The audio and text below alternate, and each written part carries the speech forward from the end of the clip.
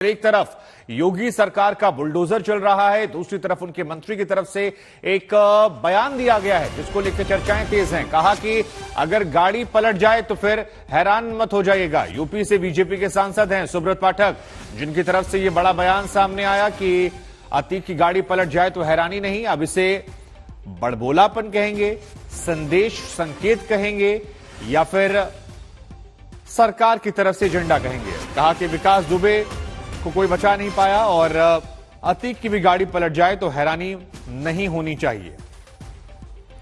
UP BJP सांसद सुब्रत पाठक जुड़े हैं। सुब्रत पाठक जी, ये जो बयान आपने दिया है कि अतीक की गाड़ी पलट जाए तो हैरानी नहीं है, इसके पीछे क्या संदर्भ है सर?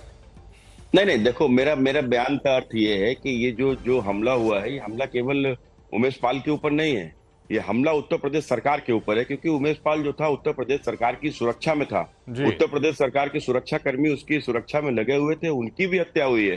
तो ये माने सीधे सीधे उत्तर प्रदेश की सरकार के ऊपर हमला है।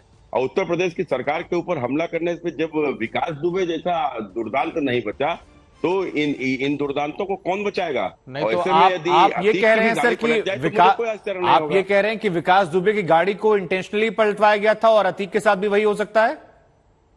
बस देखो, ये तो यदा यदा ही धर्मस्य ग्लानिर्भवति भारत अभ्युत्थानम् अधर्मस्य तदात्मनं सृजाम्यहं परित्राणाय साधूनां विनाशाय च दुष्कृतां धर्म संस्था पुनर्थाय संभवामहे युगे युगे। तो ये तो भगवान तय करता है। जब जुल्म बढ़ेगा, अत्याचार बढ़ेगा, आतंक बढ़ेगा, तो इन आतंकियों को कौन? ऊपर वाला ही निपटाता है, ईश्वर निपटाता है। तो विकास दुबे को भी ईश्वर ने निपटाया। और आप देखिएगा कि मुझे लगता है कि ये जितने भी आतंकी हैं, तो आपकी बात सुन के मुझे ये लग रहा है कि अतीक अहमद के दिन जो हैं वो गिने चुने बचे हैं। आप, क्योंकि योगी जी ने कहा मिट्टी में मिला देंगे और आप कह रहे हैं कि गाड़ी पलट जाएगी, तो क्या ये मान लें गिने चुने दिन बचे हैं, यही सरकार अब फोकस कर रही है इस पर? देखो, अगर यह आपको ध्यान होगा, सन 2005 जब सन 2005 में उत्तर प्रदेश सरकार के विधायक, उत्तर प्रदेश विधानसभा का विधायक जो कि उत्तर प्रदेश की जनता से चुनकर गया था, लोकतंत्र में विधायक की एक बड़ी ताकत होती है, और उस विधायक को सड़कों के ऊपर दौड़ा दौड़ा कर मार दिया। किसने मारा? समाजवादी पार्टी के सांसद अतीक अहमद ने। और उसके बाद में वहां के सरकार किसकी थी? समाजवादी पार्टी की। और उसमें समाजवादी पार्टी ने क्या किया? संरक्षण दिया। यदि उसी समय पर यदि अतीक अहमद का हिसाब किताब कर दिया होता तो ना तो आज बुलडोजर चल रहा होता और ना आज गाड़ी पलटने का डर होता। सुब्रत पाठक जी, देखिए, जो बात आप कह रहे हैं, हो सकता है जनता इस पर ताली बजा दे, आपको कुछ लोग अपना आइकन नहीं मान ले, रिट्वीट मिल जाए आपको, लेकिन कानून के काम करने का हिसाब किताब थोड़ा अलग होता है सर। कोर्ट कचहरी में आप लोग को दिक्कत नहीं हो जाएगी? क्योंकि आप लोग तो सीधे सीधे कानून की एक नई धारा बना दे रहे हैं जहां फैसला ऑन द स्पॉट। देखो, जब उत्तर प्रदेश में भारतीय जनता पार्टी को गरीब, शोषित, वंचित, कमजोरों ने उत्तर प्रदेश में भारतीय जनता पार्टी की सरकार बनाई, इस आतंकवाद और इस माफियावाद से ऊब कर ही भारतीय जनता पार्टी को चुना और एक योगी आदित्यनाथ जैसे एक संत को उत्तर प्रदेश की गद्दी सौंपी। तो कुल मिलाकर अगर योगी जी को उत्तर प्रदेश में आज किसकी जिम्मेदारी है? योगी जी की जिम्मेदारी है कि उत्तर प्रदेश में खासकर गरीब, शोषित, वंचितों को, कमजोरों को न्याय दिलाए, उनकी सुरक्षा की जिम्मेदारी हो। अब उनकी सुरक्षा कब हो सकती है? तो न्याय दिलाने की बात आप कर रहे हैं सर, देखिए, हर व्यक्ति की भावना है कि जो कुछ हुआ उसको लेकर न्याय हो, एक मिसाल कायम हो जाए, ये इससे कोई व्यक्ति इनकार नहीं करता। लेकिन देखो, जो पैमाना बता रहे, क्या ये सही आपको लगता है? आप बिल्कुल देखो, आप एक बात को समझिए कि इस देश में क्या होता था? आतंकवादी पाकिस्तान से चलकर आता था, हिंदुस्तान में आता था, पकड़ा जाता था, जेल में जाता था, बिरयानी खाता था, बार बार आता था क्योंकि यहाँ बिरयानी खिलाई जाती थी। फिर सरकार बदल गई और जब सरकार बदली तो आतंकवादी पाकिस्तान से आता है, सीमा पे पकड़ा जाता है, जेल में नहीं जाता है, बिरयानी नहीं खिलाई जाती, गोली पिलाई जाती, सीधे भेज दिया जाता है, आतंकवादी आना बंद हो गया। तो ये सीधी जब इनके अंदर डर नहीं होगा, जो लोग समाज के अंदर भय से, समाज के अंदर डर पैदा करना चाहते हैं, उस डर के आधार पर वो अपने आतंक के आधार पर समाज पर शासन करना चाहते हैं, अरबों खरबों की संपत्ति बनाते हैं, तो ऐसे लोग 100 मुकदमे भी हो जाए। अब बड़ा सीधा सवाल पूछता हूं सुब्रत जी, आपकी बात समझ गया सर, मैं आप जो कहना चाह रहे हैं वो समझ गया मैं। बड़ा सीधा दो सवाल, क्या अतीक अहमद भी आपको ऐसे ही आतंकवादी लग रहे हैं? और दूसरा सवाल, क्या भविष्य दिख रहा है आपको अतीक अहमद का?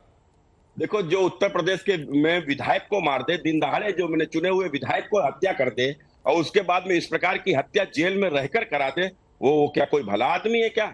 और उसको मिट्टी में नहीं मिलाया जाएगा तो क्या माथे पे बिठाया जाएगा? नहीं तो मिट्टी में मिलाने का अर्थ क्या है सर? कि मतलब एनकाउंटर करवा दिया जाएगा?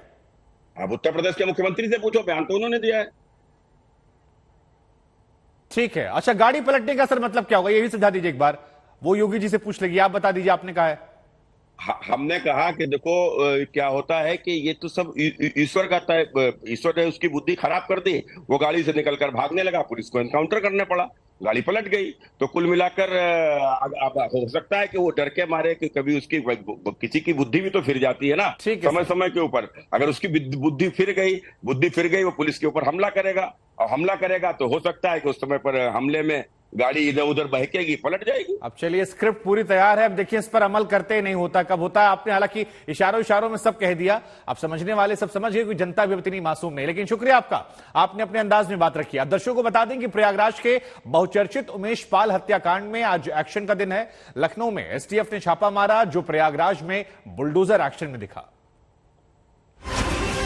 तो बड़ी खबर आपको बता दें कि आज बुलडोजर की कार्रवाई जो है की गई है उमेश पाल मर्डर केस में। फिलहाल जो बड़ी खबर है, बड़ी कहानी है, वो ये कि बुलडोजर का एक्शन देखने को मिला है। तस्वीरें दिखा रहे हैं, अतीक अहमद के करीबी के घर हथियार मिले हैं और बुलडोजर का एक्शन जो है वो देखने को मिला है। योगी आदित्यनाथ ने कहा था मिट्टी में मिला देंगे, और क्योंकि बुलडोजर मॉडल जो है वो सरकार का स्टाइल ऑफ गवर्नेंस रहा है, अब यहां पर भी इस मामले में ये देखने को मिल रहा है।